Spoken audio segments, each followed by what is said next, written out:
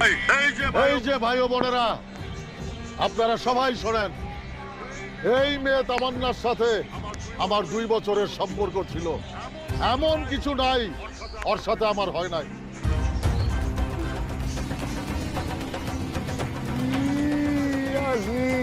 এটা তুমি কি কইলা?